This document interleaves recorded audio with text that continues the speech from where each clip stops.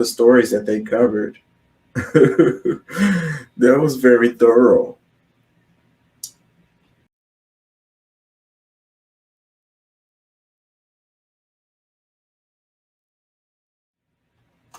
Anyways, as new report finds that over 8,000 pedestrians were killed on U.S. roadways in 2022.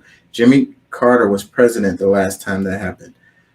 8,000 pedestrians were killed on U.S. roadways in 2022. So there's been a spike in the number of pedestrians killed. Um, and I personally know two people that I used to work with who were killed, and they were pedestrians crossing the street, Westheimer, at night, and they both got hit by a car and was killed. So I've personally been impacted by this. I was talking to my daughter about it. Like, it's really, really dangerous to cross the street nowadays. Like, what is it? Is it the way that the streets are built? Is that why? Or does it have more to do with people just not caring, Or maybe it has to do with drugs, drugs and alcoholism. Like, people are depressed and they're on drugs and they're drunk and they're driving. Or maybe the pedestrians, those people are the ones that are on drugs, drunk, or whatever, and they're making bad decisions, you know. What is driving these numbers going up like this?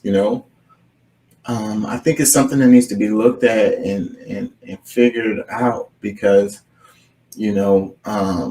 I think that I've said this before, but I think that in the future, a lot of these cities, like I live in Houston, it's a car city.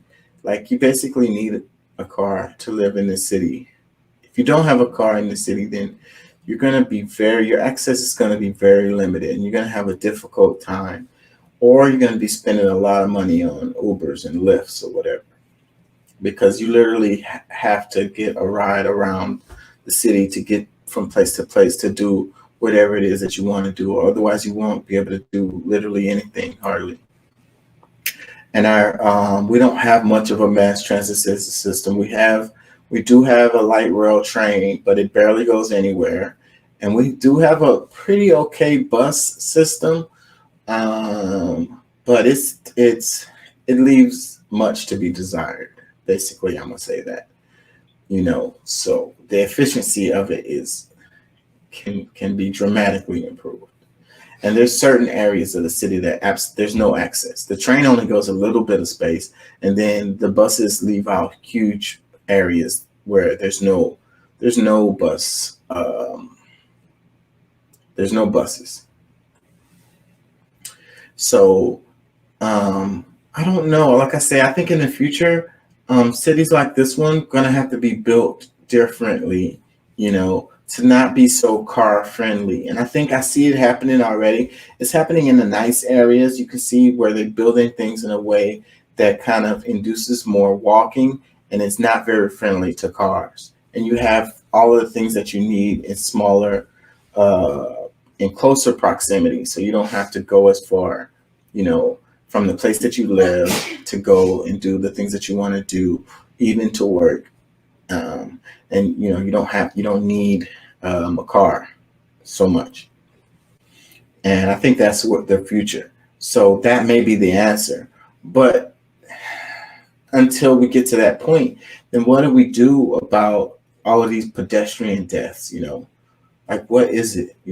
I think that people caring about others is a huge part of it. Like, they talk about Mercedes drivers and BMW drivers, and Tesla's the other one now.